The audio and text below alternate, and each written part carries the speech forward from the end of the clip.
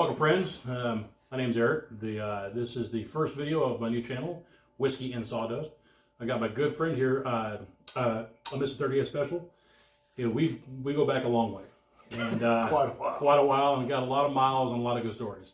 Those might come into play. A lot of them won't because they're a little sensitive, but a lot of good fun times, a lot of good memories. And so I've been on Mr. 30th Special's channel a couple times. We do a lot of good shooting videos.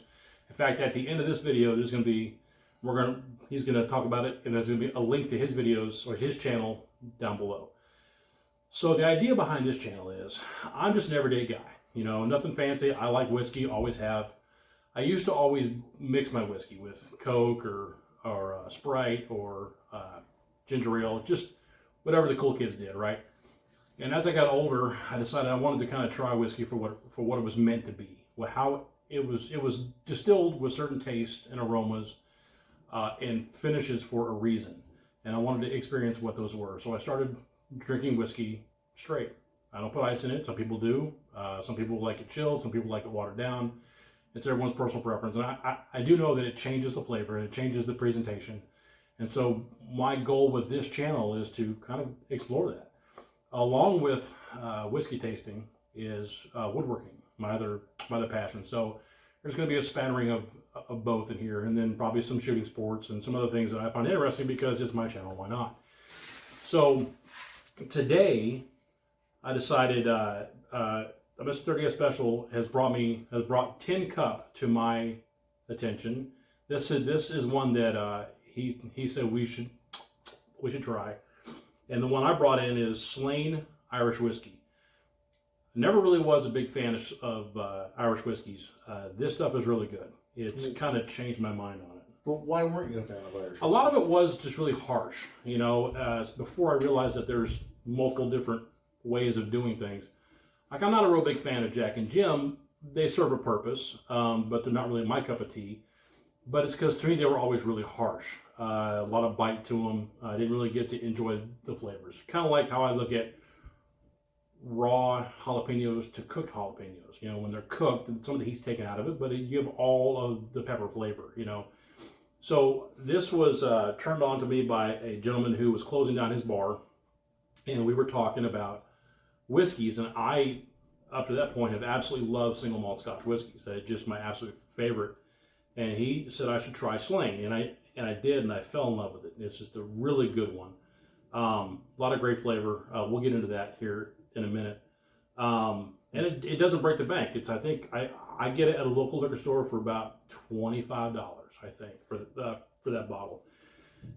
This tin cup was comparable. It's about $28. It's got an interesting backstory, which I'm going to get into. The Slane it's a blended, but it's not a blend of different manufacturers. It's their whiskey blended three ways. And so I kind of got some notes here on this. It's Irish barley, so some of it is grown on site, some of it's sourced locally. It ferments in wooden washbacks. Now, I'm not quite sure what that is, but we're going to find out, and I'm going to bring that back up in later videos. It's triple distilled in handmade copper stills.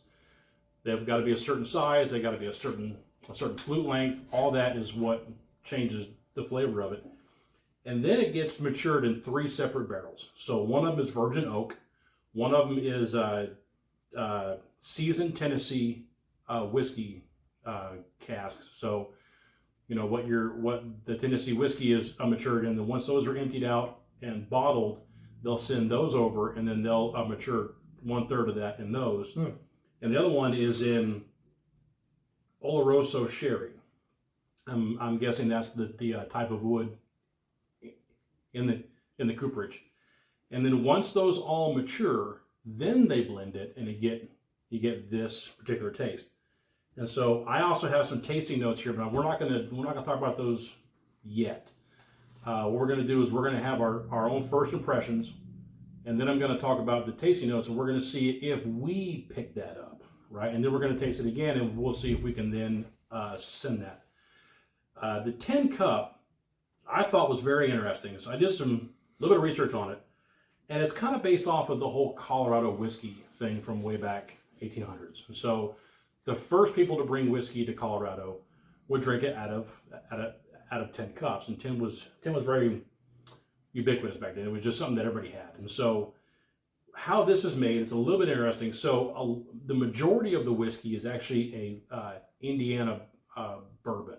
It's it's a high rye bourbon made in Indiana.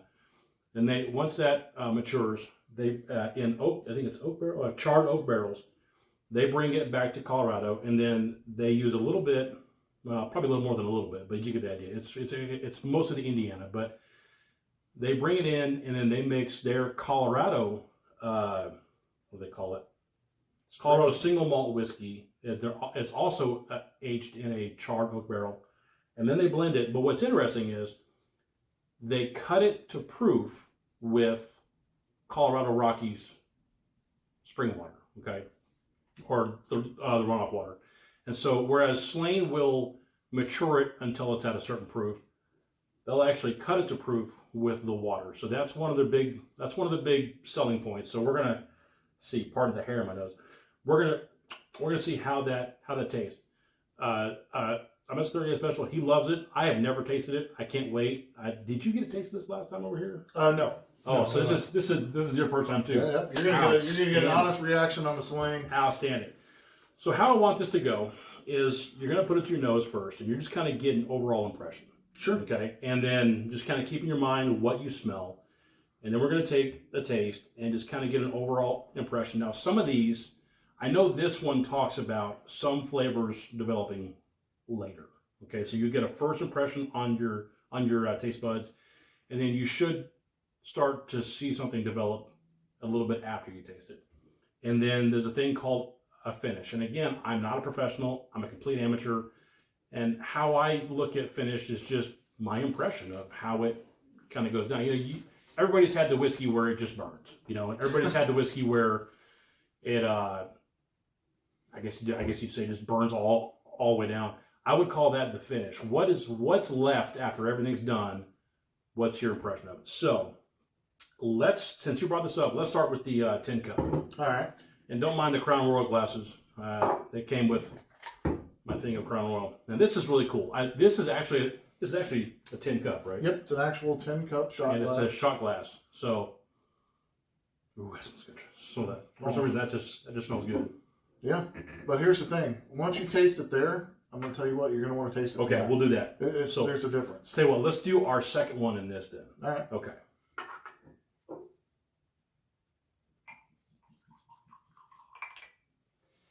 Thank you. Over here. Yep. Thank you, bartender. Hey, bartender.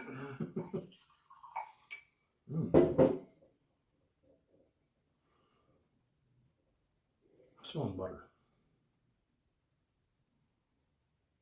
I don't smell butter, but I do smell flowery notes. Okay. What am I thinking of? I guess and a hint of vanilla to me. I got that. What about butterscotch? Now that, hold on. Yeah. I actually, when I smell it, I actually taste it back here. Okay. Okay. From All this the smell. Let's take a sip.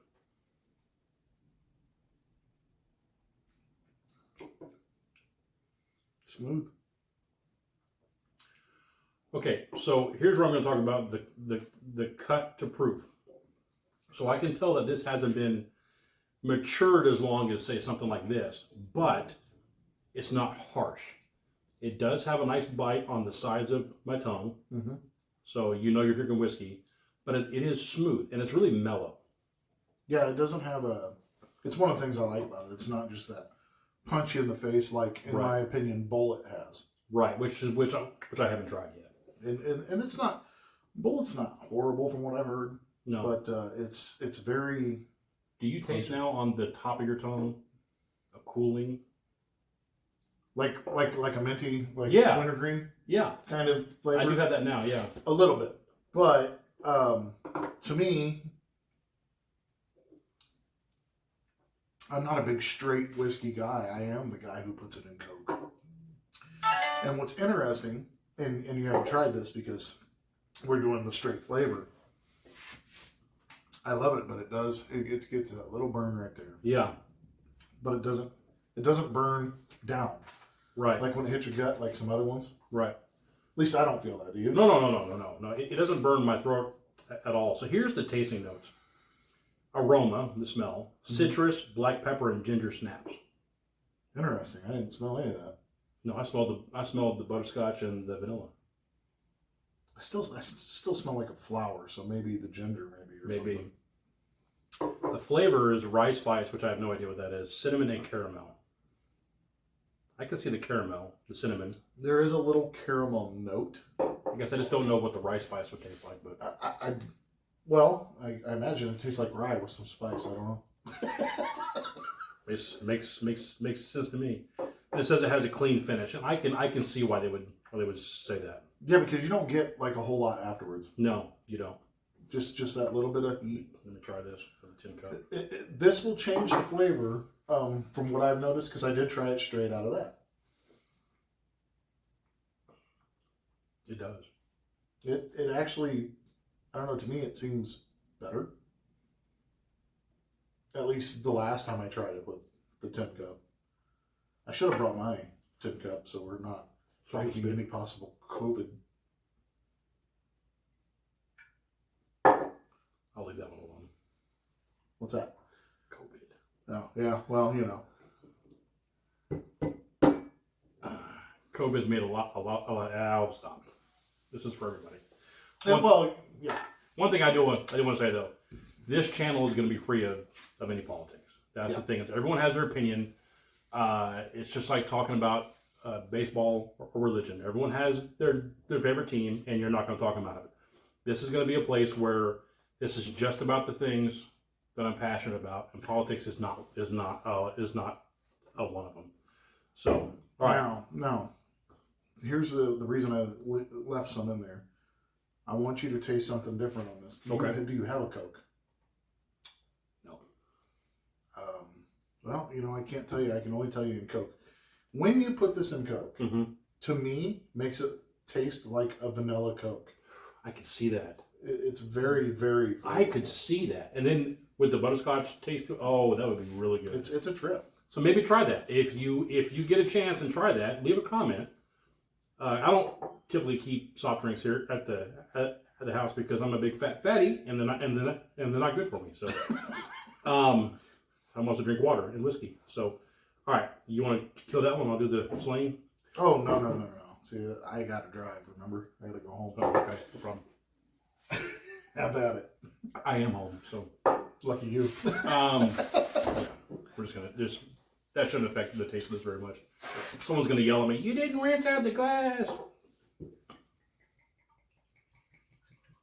I'll do just a little bit for you. The coloration, that's fine. The coloration in it. Yeah, a little bit darker. Yeah, it is quite a bit darker. Remember, this one's cut with water. Right, and this one's just straight, right? Right. Okay. I think we are going to mess with our notes on floral. See, I don't smell floral at all now. Yeah, my nose in there.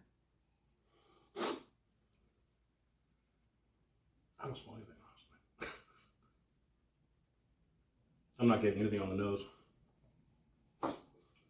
Well, I can still smell a hint of the tin cup. That's why I'm wondering if if maybe we should have rinsed it. But hey, you know what? Let's go for the taste and see what we got. Ah, it's nectar of the gods there. Is that not smooth? That is pretty damn smooth. Yeah, it's pretty smooth.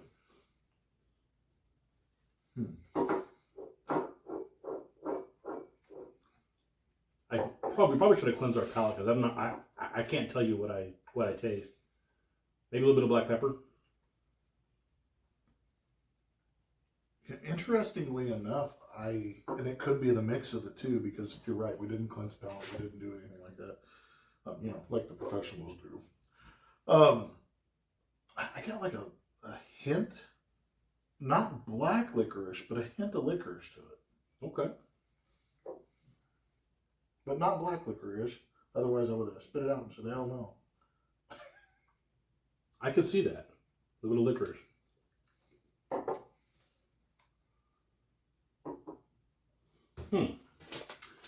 So try the smaller sip. Don't take such a big sip. No. Try the smaller. No, seriously. I know. Let's just.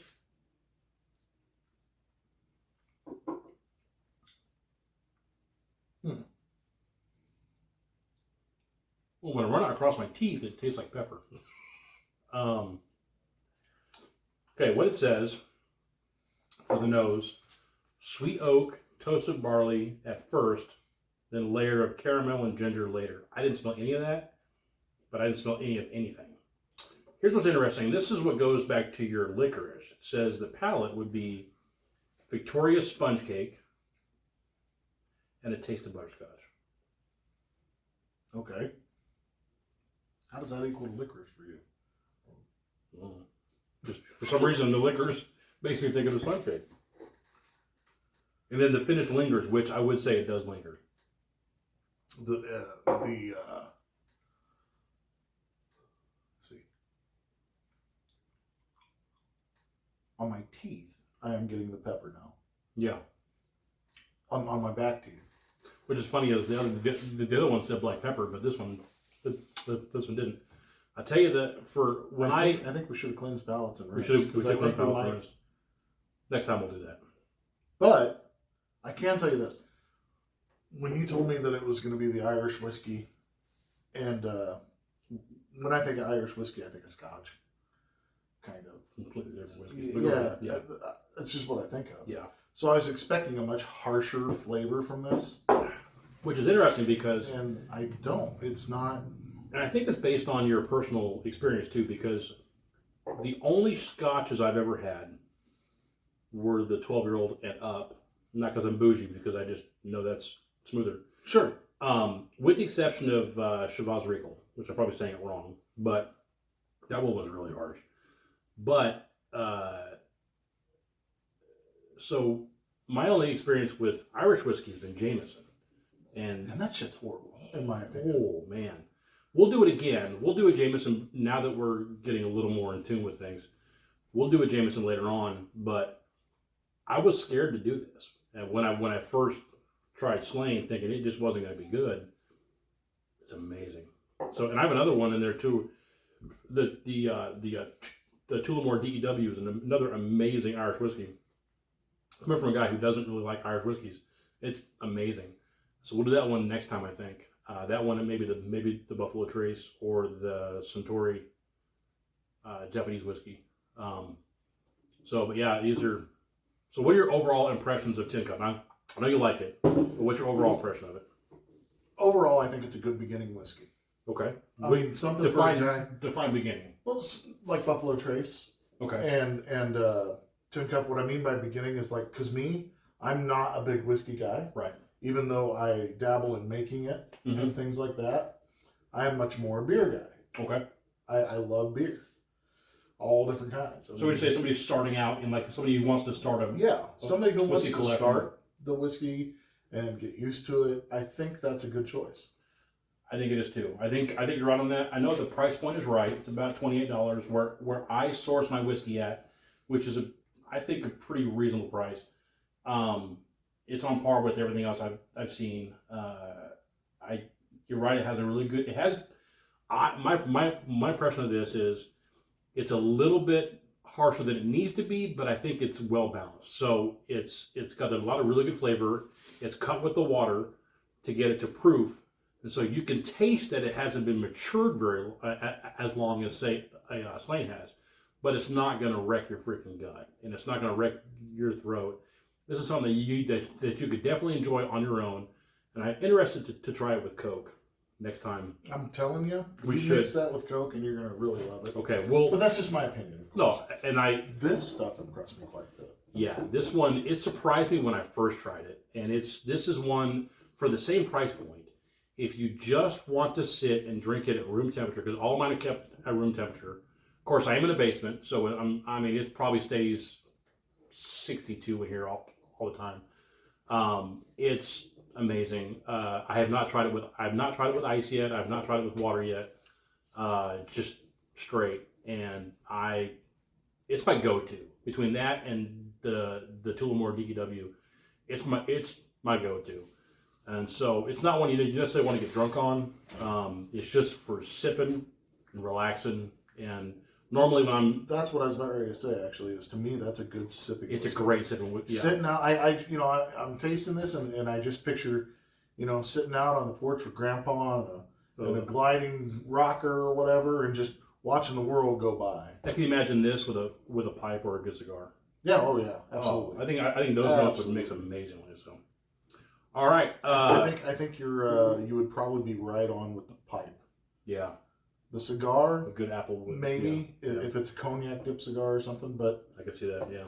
I mean, backwoods, it's a good cigar, just a regular, old fashioned Right. cigar. Yeah. I could see it, but I think this would be better with. It's more sophisticated. Oh, we haven't gotten to those yet. I've got some sophisticated ones that are coming up. So I mentioned before that what really got me into drinking whiskey for the flavor and not to get hammered, besides getting older and not being a dumbass, was the fact that I had tried. We're the same age, but I ain't got there yet. Yeah. Some people have. Yeah.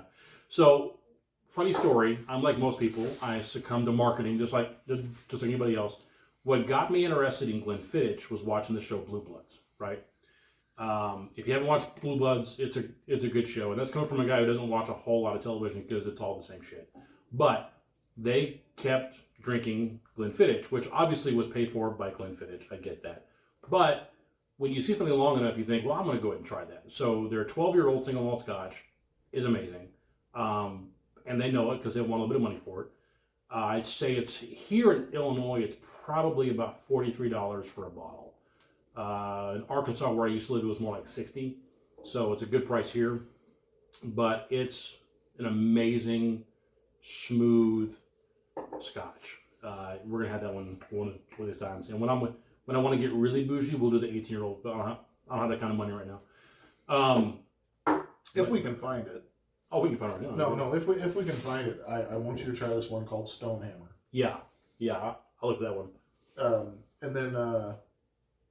Provided rules and laws and regulations, I know I can make it for myself. So I think we'll see about rules and laws, and we'll see about me bringing some of mine and letting you try it. Let me ask you about Stonehammer for a second. So how would you compare Stonehammer to this? Oh, Stonehammer blows that away.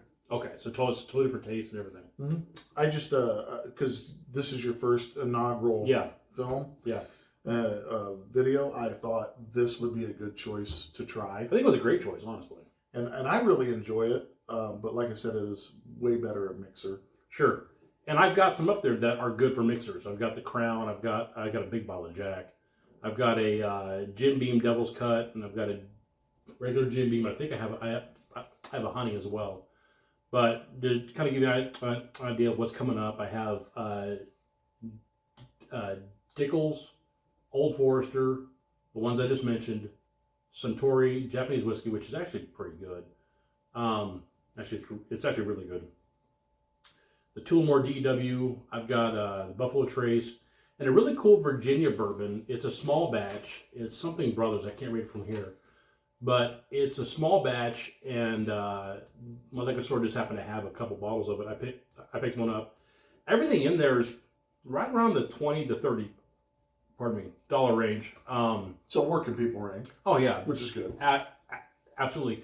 And if you drink it, I guess the way I do, I don't drink every night. I'll have probably this much 3 times a week, whatever, just to kind of a sipping, relaxing. And I mean, as you can tell, the bottles just last. I've got them there for a while. You've seen them. You were here 2 weeks ago, and you saw the same stuff. Oh yeah, the same stash. Well, that's the whole point of whiskey. See, people, unfortunately, they go out and party all the time, and they think of this as shot. That's what the Jackson Gems are for. Yeah, that mental attitude of I've got to get drunk and hammered. Yeah. And this is just my opinion, people. And believe you me when I tell you I have plenty of experience in this level. I'm not kidding. It's all bought and paid for. Yeah, we both do. But I can tell you the Slane, I do like it enough that I came back for several sips. And yeah, I mean, I know that there's still quite a bit in there compared to what you would say. Mm-hmm. But for me, this is the perfect sipping and chilling whiskey. I mean, yeah, it's good. And so I think one of these videos we might actually try. I've got the whiskey rocks, the fake rocks that you can chill. We'll try some cold. We'll try some with ice chips. Just maybe even do a Slane that's room temperature and then ice in it, and kind of get the different notes. Okay. Different notes in those. I'll bring the wife this time, so she's driving and Well, I can actually that'll be a much longer video. have a little have a little fun with you. All right, so in the last couple minutes that we have, first of all, thank you for tuning in. I know that you listen to two fat guys talk about a whiskey. May not be your idea of a fun Saturday night. For us, it kind of is. But go ahead and talk about your channel for a minute and what it is you do and the purpose behind it, and then you'll see a link to his channel and some of his videos in my description. All right, my channel is Mr. 38 Special. I started the channel on a whim with a bet with a friend.